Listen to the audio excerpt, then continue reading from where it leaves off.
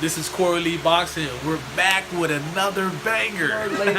You got JERMELL CHARLO, and you know he's been indicted on charge on sexual allegation charges of you know, hitting his girl or whatever like that. What'd you hear about that, man? Is it? Yeah, man. You know that as soon as that happened, you know that got sent to my phone by like 10 different people. I was like, dang, man, that's crazy. I mean, because he's been on record talking like he was gonna punch your face in and everything. You know what I mean? Yeah, like, yeah. Man, that's what I'm saying. It's crazy because before the Austin Trout fight and after the Austin Trout fight, that's all you heard is JERMELL talking. I mean, he's been actually he's actually, I've seen y'all in the I think it was in the hallway. Your camp and his camp went at it. I mean, he was really talking about bashing your face in. That was really before the fight even started. Yeah, that was after the Austin Trout fight. Wow, man. After the Austin Trout fight and before the Austin Trout fight, all he did was talk, man. But after that Law fight, he had a little bit of words, but he ain't saying too much. Then after this performance with Trout, he realized like, oh shit, Jarrett might be the real deal. You know what I mean? And you don't hear nothing else from him. But it's too late now because he still gotta see me. So. Oh, so you so now the tables are turned now. Oh yeah, now he ain't. So now you know he was more like, you know what, I wanna, you know, I don't think he's gonna fight Laura. Now that you did fight Laura, right? He was saying Laura gonna do this. It's gonna be easy work for Laura. Man, he had Laura over you. Oh yeah, he was like, why would Jarrett take that fight before he fight me, man? They ain't gonna get the fight him. Now look, now that I beat Law, he like, what? He can't stand there in front of me like that. Now then he go fight Austin Trout and get a majority decision. I stopped Austin Trout. Did he? And this is another thing I wanted to ask you. I'm glad we're on this subject right now. Right. How did he look? And I'm glad we're here right now to talk about this, man. You know what I mean? Corey Lee Boxing, baby. We bring you this exclusive. Right. How did he look in the Austin Trout to you? You fought Austin Trout. You stopped Austin Trout. Right. How did Charlo look? I'm a realist, man. To be honest with you, Charlo did win a unanimous decision in my eyes. It shouldn't have been a majority decision. One of them just had a wrong with the draw. Including the knockdowns too, it shouldn't have been no draw. Majority decision. But he didn't look good though. You know what I mean? He did not look good. He looked exactly how I thought he was gonna look, man.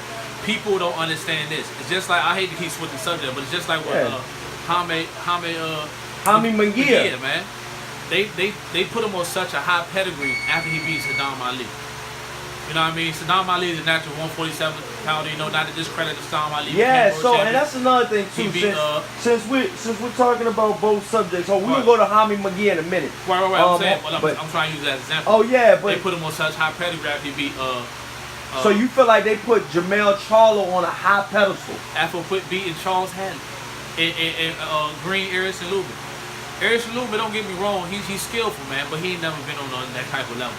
That he faced somebody on that has been on that level before. If Erison Lubin had, you know, some experience, been in the ring. Do you think he was a little small to be at 154? Be honest though. No, I don't think he was too small. It's just you don't think the weight was an issue? I feel like they rushed him. Oh wow. Like with me, you know, I took baby steps before I got there to fight on championship level. You know, Lubin really didn't fight anybody before he fought. His biggest fight was Jorge Cota. Were you? I mean, wow. Was Lubin on your radar or no? He never was. Of course, he was on my radar. Oh, he was. Okay. Yeah. Because at the end of the day, I didn't discredit Lubin's skills. He was a skillful fighter, but it's a difference being on that championship level, man. You know what I mean? And those was Charlo's two biggest wins against Hadley and Lubin. How do you think you would fare against both guys? Which one, Hadley and Lubin? Hadley and Lubin, again versus JARRETT HURD. How would you see yourself faring against those two guys? I feel like Hadley is a much easier fight than Lubin would be. But the difference between Lubin, he got caught early. I'm not a fast starter, so I wouldn't say I can get him out there first round as fast as Charlo did. But I definitely feel like I would dominate Lubin. Would you stop both fighters as well? Because he stopped both of them. I can see me stopping both fighters. Wow. Yeah, okay, but I'll say this much: Lubin would be a much tougher fight than Hadley would. And I think Lubin learned from that fight, you know what I mean? Would he knock Lubin out in the first round, right? First round, yeah. Wow, man. So, with the Austin Trout fight, you got Austin Trout, you finished Austin Trout in what? You finished him in what, the 10th round. The 10th round? Yeah. How was that fight to you? Was it a tough fight? Man, this is the thing. What would you know, that fight and the Laura fight, like which fight was tougher? You know, I know, you know, probably Laura was a little bit tougher, but they look like they both was a little tough for you. Right. See, here's the thing. With the fight with Austin Trout, man, I wasn't trained that way, you know. I wasn't switching south. I mean, I did a little bit of southpaw work because, you know, I study my opponents a lot.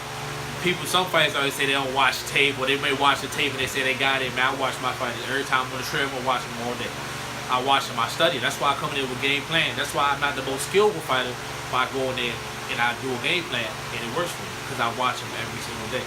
And one thing about Austin Trout, his toughest fight was against Lara.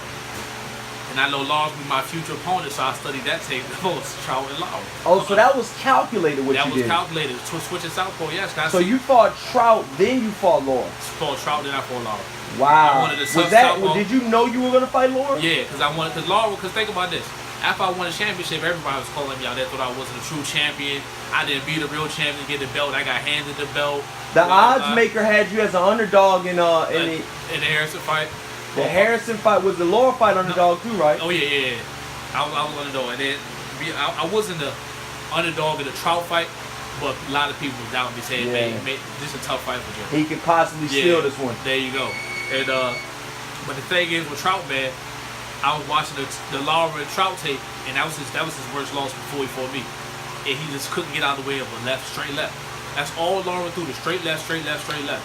So what I do, man, I never fought a fight southpaw in my life. No amateur, no pro. Out of 21 fights in there, I never fought southpaw in my life. And I went out there and I turned southpaw, man, because I knew that's what he couldn't get out of the way of, a straight left. And I fought southpaw, man. And I practiced it in the gym. He didn't know it was under my sleeve. He didn't know I had that in my back pocket.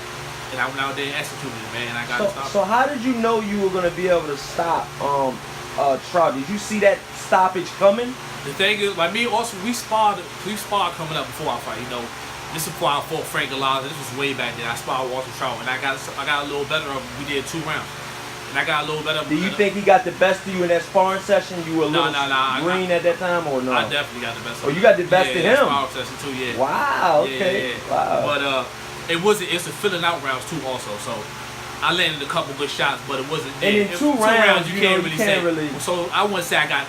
Out of the 2 rounds, I landed the cleaner shot, but it's 2 rounds, so you can't really say, you know what I mean? But what I can say is that going into the fight, I had a history with Austin. Like, man, we had a mutual respect, you know what I mean? But it was the time when I came in the media workout, I got dropped off on fresh off the plane. They said, media workout almost over, Jerry, we needed to go in there. So I come in there while Austin Trout's in there, he like, oh, you want to come in my media workout? What, you trying to get a peep or something? It don't matter, it ain't gonna work. I'm still gonna knock your ass out. And I'm like, you know where this coming from, Austin? You know what I'm saying? I thought y'all knew y'all. He's from out here. You're from out. So I he said that to you? He ain't said it to me. He said it in the interviews. What did he say? He was basically saying like, yeah, I think he want to get a look. You know what I mean? I think he's scared. He coming to my media workout, but it ain't gonna work. It ain't work. I'm still gonna punish him. He just talking like that. But you know, every time we see each other, I see him like, man, all right, man. So you feel like you was being fake, kind of fake, you know what I'm saying? You know what I mean? That wasn't real. So then I'm getting interviewed. I'm getting asked the same question here. Also trying to think you came on the video work. I'm like, nah, it ain't nothing like that, man. They sent me here. I'm all, respectful. Yeah. Man, I'm in my hotel room. I look at, YouTube, look at interviews. I see all that, right? So it's one more press conference after that. Last one. Now I'm coming in there heated like this. Oh, he really talking like that?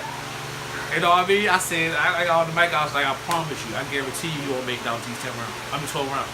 Wow. Oh, so you had it in your head? Oh, I had it in my head. What, he had you that hot? He had me mad, man. Because I was thinking like, it wasn't like that, you know what I mean? And he got to talking crazy. I was like, all right, bet. And then even on the mic, he's out talking. I said, I guarantee you won't make it out these 12 rounds. You told him that? Told him. What did he say? He said, he ain't never been in no deep water with trout swimming. And I was like, all right. Wow. Okay. So when you stopped him, I mean, how did it feel like for you to stop Austin Trout? Because I don't think he had been stopped before that. Right, he hasn't, man. Like I said, I think you were the first guy to stop Austin Trout. The very first guy to ever stop him, man. How did that feel? I mean, how did you do it? I'm a man that speaks from the heart, man. I speak what I feel from realist. I'm not that type of guy that if something happened, I'm gonna tell you what happened. You know what I mean? And I felt that in my heart that no matter what, man, he was not making out that fight. I just had that in my mind, and it was more sticking to the game plan. And I had in my mind what to do. I was kind of a little sloppy, rushing a little bit. I was so anxious, loading up a little more than I should have been. But I still got the job done, man. I said I was gonna do it. I was gonna stop and be the first man to ever do it, and I did it. Wow, man.